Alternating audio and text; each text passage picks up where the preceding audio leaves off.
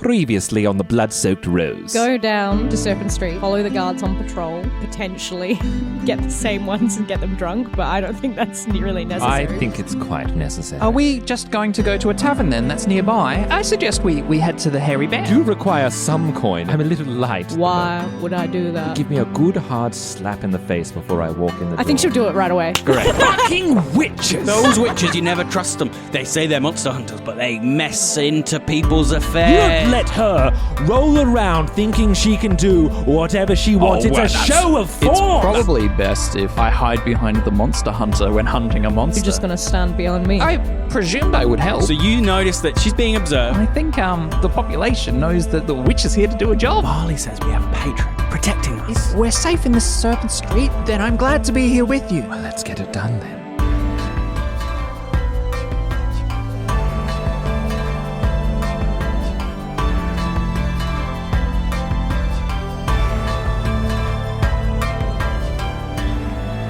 And now... So nipping back over to the merchant and the witcher, Bryok and Eve. Eve, as you kind of settle into your hiding place, you just have this odd little sensation at the back of your mind, in the corner of your mind, if your mind had corners. It takes a moment for this feeling to resolve into meaning. It has to adapt to your mind for a second before the idea, if not the words of "you don't belong here," appear in the back of your mind. Can Eve go to finger the medallion around yeah. her neck? The cat medallion. It does not react. As you know from your extensive study of vampires, Yes. from your earlier role, a Katakan's invisibility extends into the spirit realm. And so it's invisible from your medallion as well. Just out of habit, yeah. So she'll hear that voice, go to touch the cat medallion, feel it cool beneath her fingers, and still, just out of habit, it's a common thing when she senses a monster might be near. And she just lies in wait. She's hiding she's hiding until the guards come. And until then, she's not going to make an action. You should leave. Harm a hair on their head, and I will feast on you. I think she will think back. It's not their heads I'm looking down.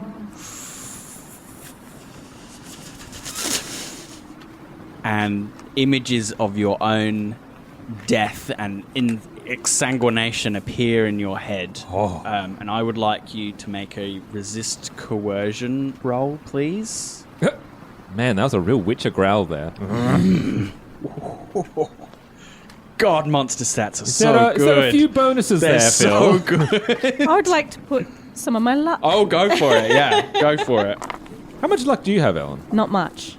Oh, I'm so sorry. I'm guessing not even enough. How much did you put in there? I just put 2 points of luck in. Yeah, that's probably not going to cut it. Nope, that's a 14. Well, I got a 33 to intimidate. Oh! Okay, well... So I'll give you some chances to shake this off as we go on, once the confrontation begins. But for now, you're at -2s to fight this beast because it has filled your mind with images of being killed by it.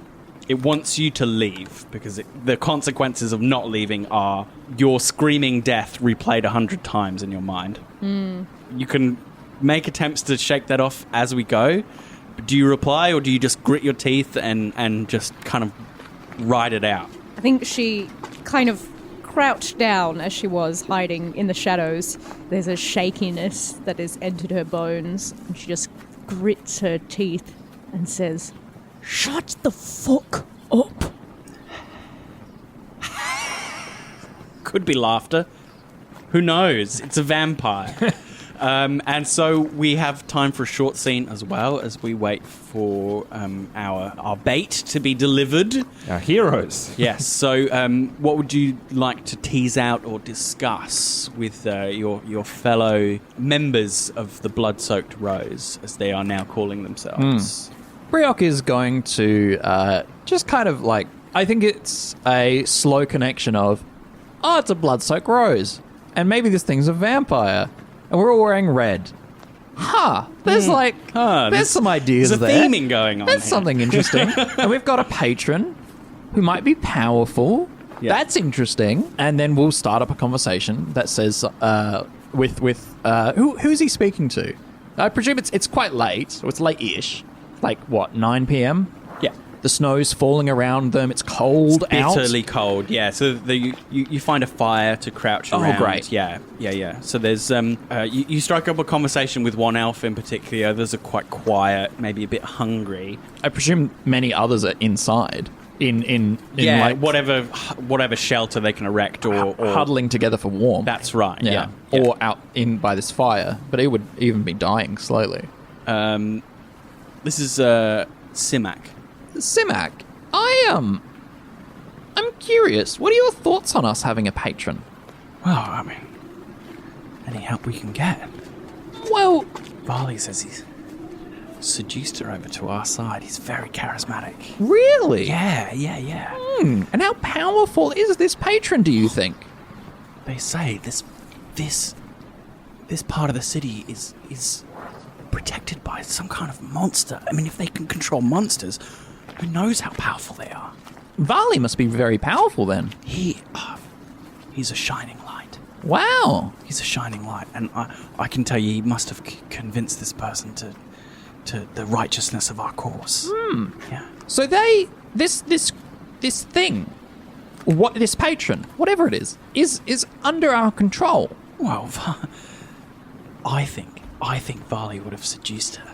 He's got a way about him. And the armbands protect us? Or That's unite what we've us? been told. Stay under the rose, wear our colours. Okay. Do you think we should be dabbling with such things? I trust Varley. He'll lead us the way forward.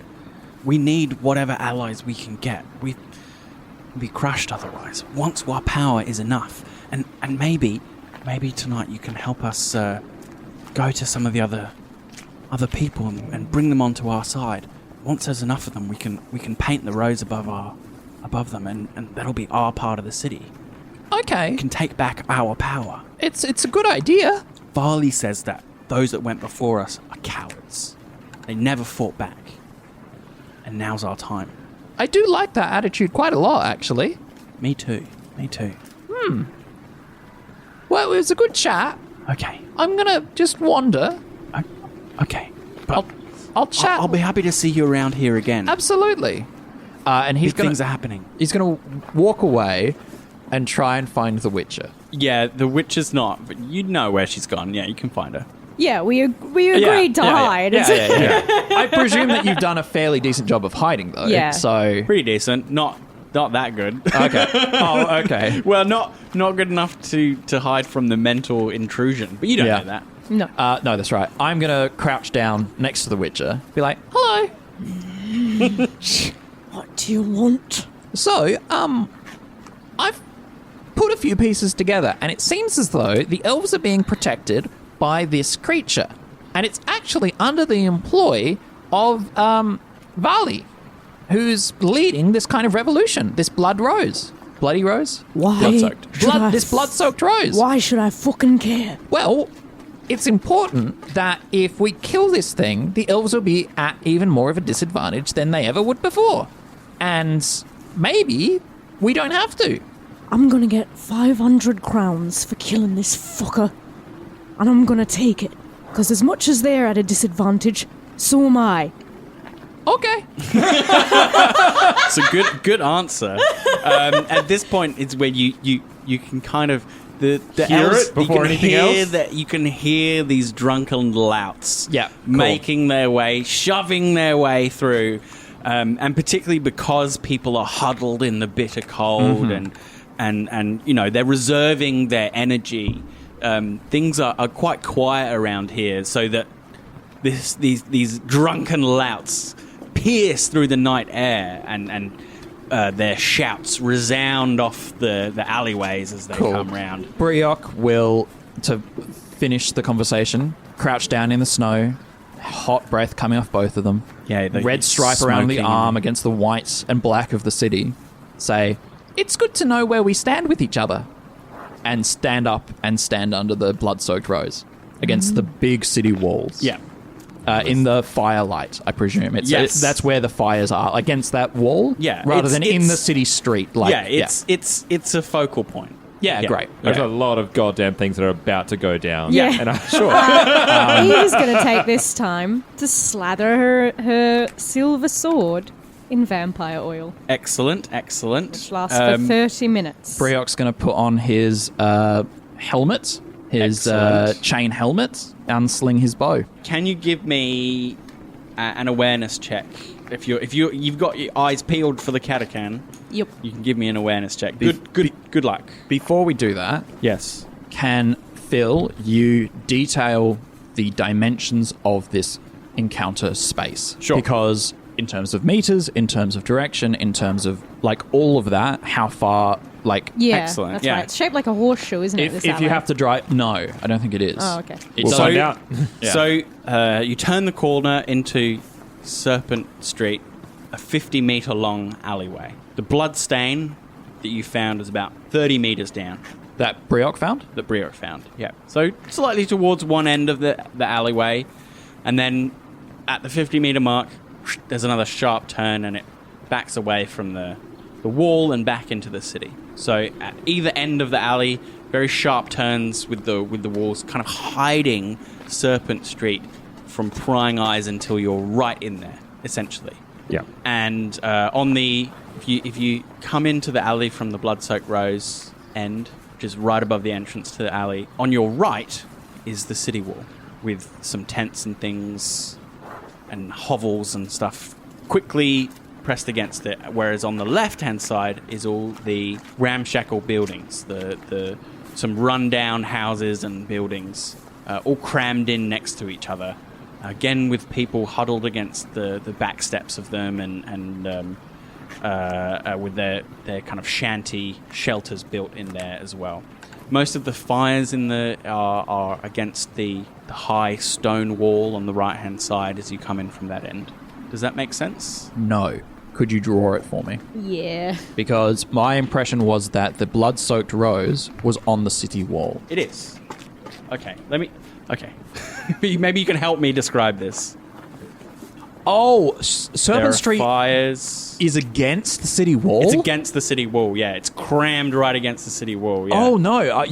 For me, the whole thing, and I don't know if anyone else, is that the entrance to is from the city wall. How would that make sense? I don't know what you mean. I thought the end of the alley was the wall, if that makes sense. Oh, right. I had it Yeah. more on what Phil's saying. So, to give the lay of the land more clearly for you, a narrow street leads towards the city wall and takes a sharp left against it.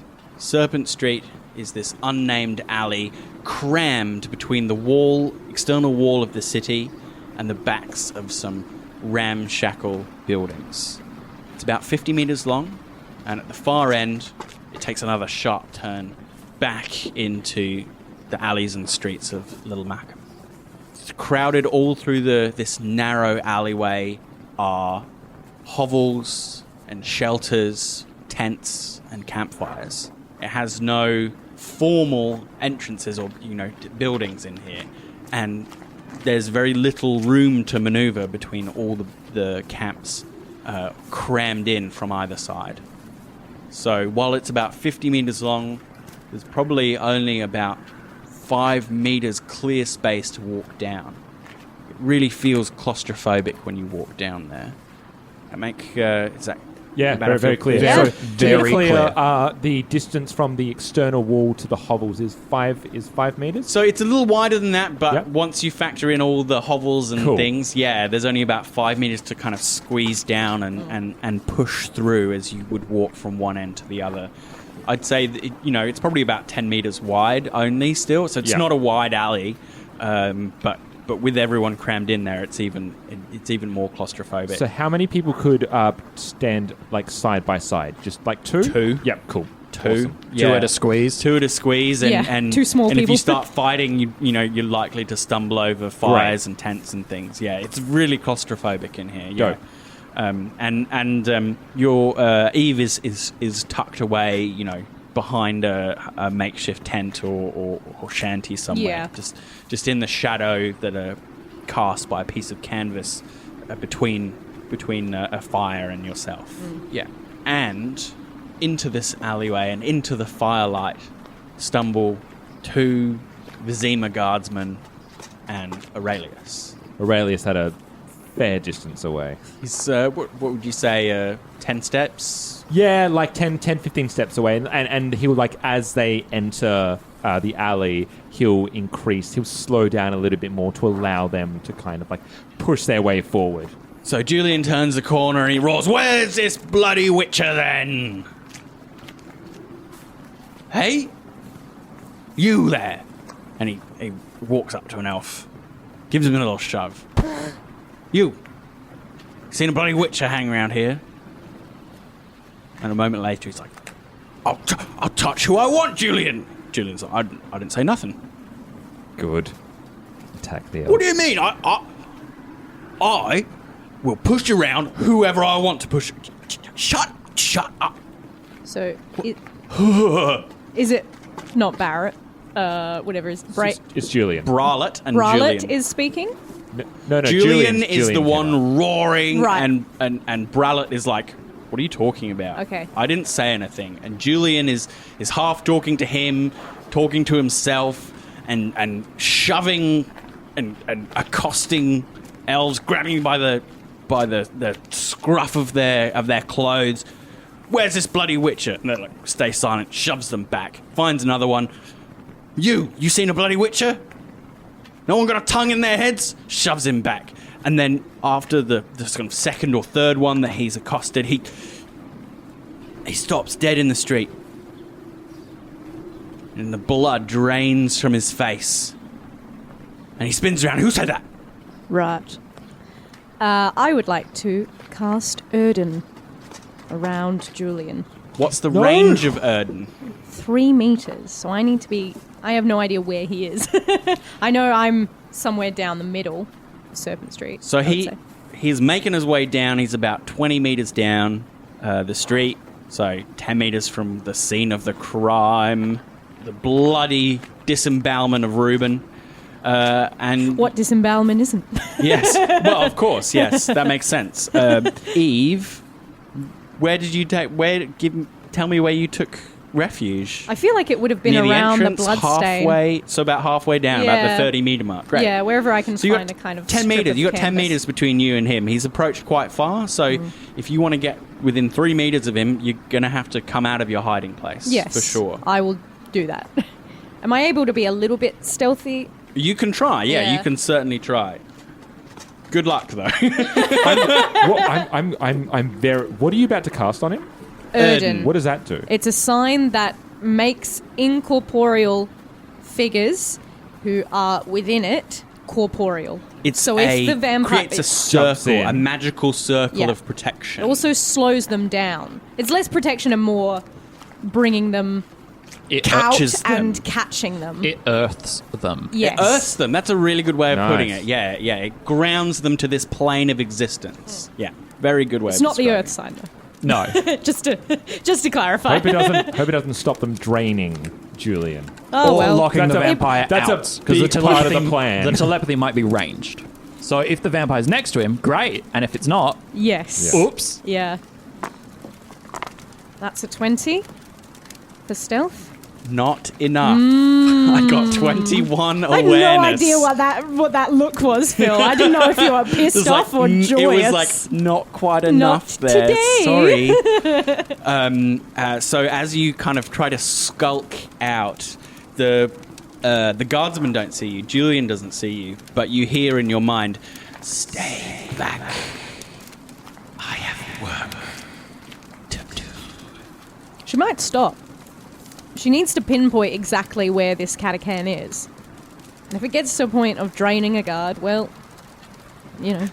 There's two. Well, that's the plan that Aurelius Yeah. told you. It's like, let him train the guard. In your moment of I hesitation, thought I would be able to pinpoint it at that point. in your moment of hesitation, just as Tess said, the shadows themselves unfurl, where a flicker of firelight moves.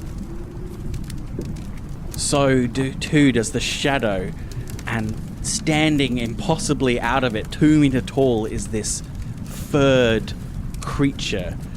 Its maw opens wide and it sinks its jaws around Julian's neck, and he has no time to scream. But Grallet screams for him. Initiative. Initiative is plus reflex. Just like Cyberpunk. 14 Okay, for Eve. just give me a second, okay? Let me do mine and then I'll call on yours. Okay, People alright. do that to me all the time. Oh, sorry. You just like tell my numbers at me and I'm just like, Yeah, it's the best. When you're DMing, it's like, have numbers thrown at you. yeah. Just like, That's right. where is it? Jesus Christ, this thing is awesome. Great. Just looking at some of its actual stats, I'm just like, oh wow. Christ has nothing to do with it. I mean, I don't want to metagame, but I would really love to tell you that its base reflex is better than is the same as your roll. It has 14 reflex. Nice. All right. Phil, that's really scary. That's super scary. I love the monsters in this. They're bonk. After playing a lot of 5-hand, having the monsters in this be like, oh. No, we're actually going to fuck you up. Oh. Yeah. So I've got the Katakan on 19. Laughable. For whom? The Katakan. Oh, right. That's So yeah, that was- laughable. He's I dreaming. rolled, it's 19, so it's 5 plus 14 for me. And then I've got Eve on 14. and our elf merchant. 14. You need to roll off, guys. 3. Crit. Cool. So that is Eve and then Bryok. And what did Aurelius get? 26. Wow, great. Critted. Very nice. So the Katakan is intoxicated.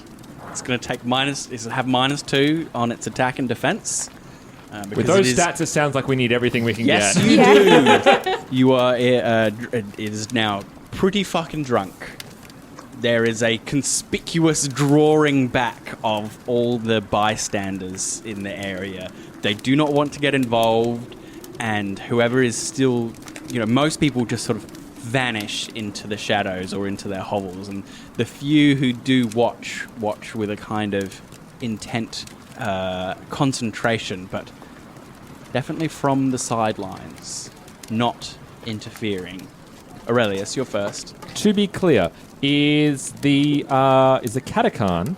Is it from that configuration? Is it facing? Because it would be facing me, wouldn't it? Because Yes. Julian was in front of me, so Yes. You see it appear behind a wheeling Julian, and as he turns to face you, the Katakan appears behind him, and you watch in horror as it sinks its jaws into it and the life goes out of his eyes as he looks at you.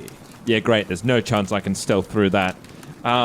So he's going to. Goddamn! And what is the distance between us? 20 meters. 20 meters. 20 meters, that's correct, yeah. Because you're close-ish to me. Yeah, you're both at the head of the alleyway. Yeah. More or less, yeah. There's an elf leaning against the city wall in armor. Yes. With So, with a bow. Come Yeah. here often. and the Katakan is visible, but right now, by the way, it's Yeah. visible. So Aurelius, surveying the scene, seeing Julian's head get essentially ripped off. His whole neck gets torn out, basically, and the font of blood is quickly slurped up, yes. He's going to pull his robe aside, pull out his rondelle. His rondelle, yes. Yeah, his rondelle, have it in his hand, and he's going to dash over to stand ready and waiting next to Bryok. Okay. Do you hold your action at all? I'm gonna hold an attack action for if the creature comes for me. Okay, cool. Can I ask what a rondelle is? Rondelle, I can give you. It's a halfling weapon. It's big for them. but Okay. it's small for me because 'Cause it is a short sword. I tried to Google it just then and it said washer. And that can't be right. Yeah, for audience sake, why don't you give a description of a rondelle? Exotic weapons are past armor. Yeah, so it's like a thin, small dagger that's got like a circular pommel. Like halflings use it quite often because it's more of a sword for them. But for myself, it's just a very deft, lithe dagger. The pommel and the hilt is kind of the way that the crossguard, the pommel and the hilt form together. It kind of looks like a thumbtack. Yeah, A little bit. Essentially. And yeah, so he'll hold an action standing side by side with Bryok, a step forward from Bryok, waiting for if that thing looked at him. He's like, well, shit. Well, yes. It did dramatically see you, yes, but it hasn't seen you harm an elf yet. So at the moment, it's the Katakan's go, and it spends the rest of its turn feasting, draining Julian's blood. Eve, you're up. I need to get closer to this thing so that I can Erden it. earn it. Yeah. Okay. Yep. Well, you can take your movement to get within 3 meters.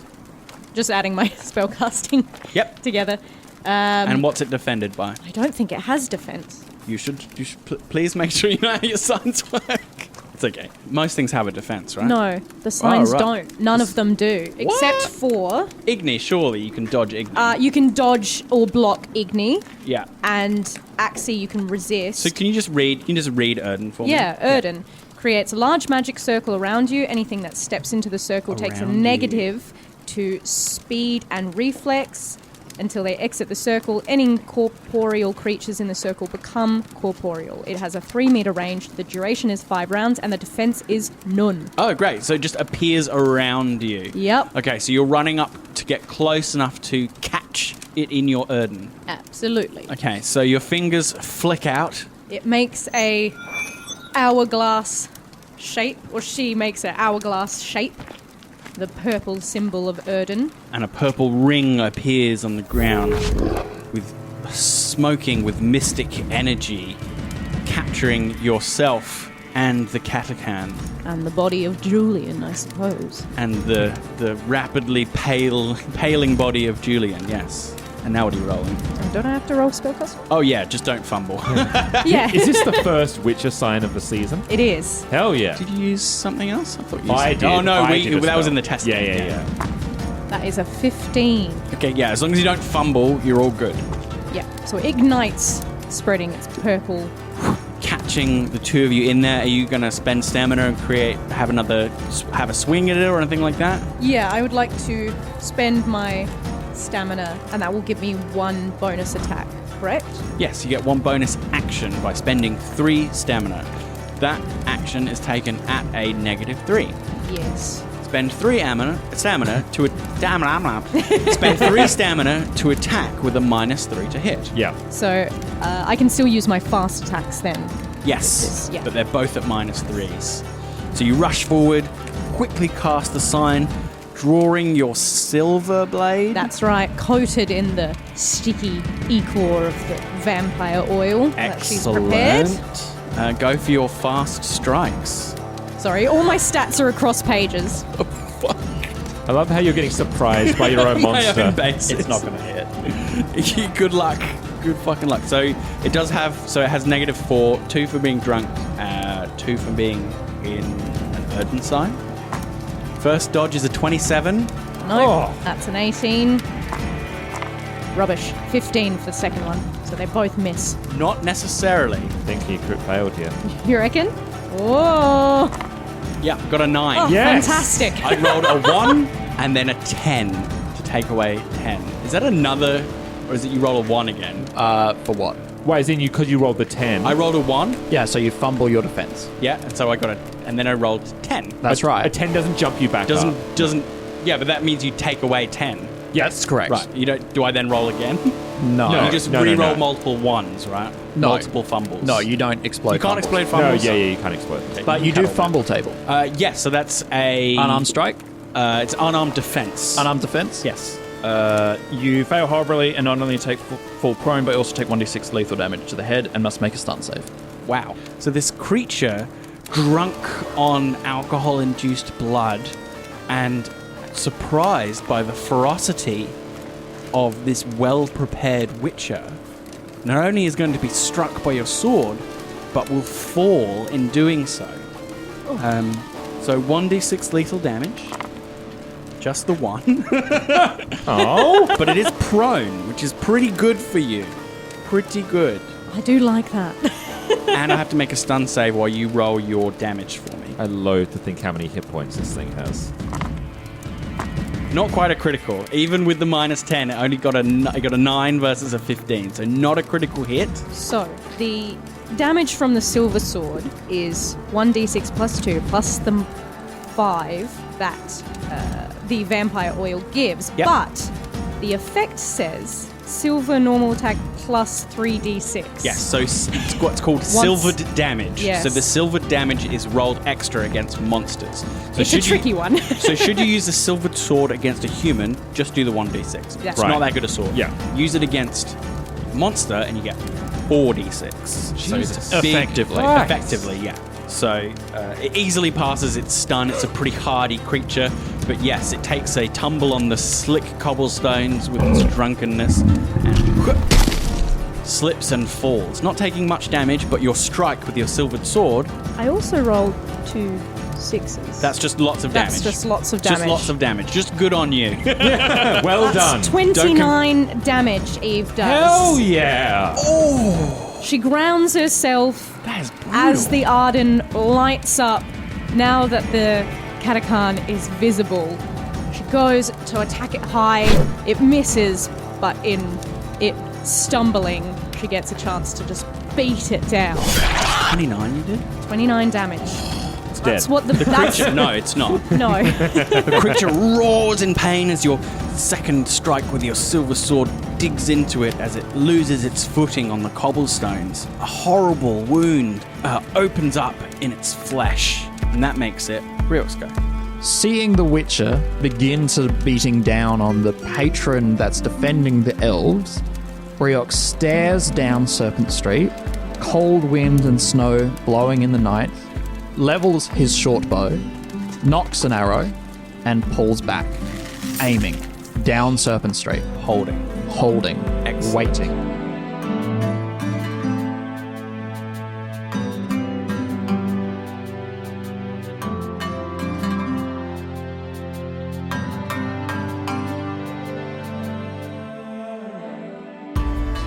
Roll to Cast The Blood-Soaked Rose is a Baby Beard media production.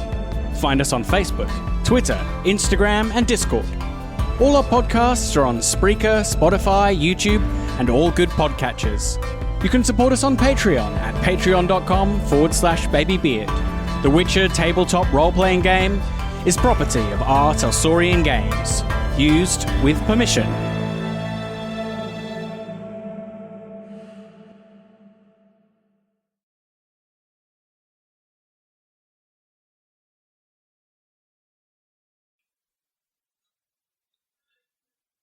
Aurelius Tarnair, previously and now recording for the Blood-Soaked Rose.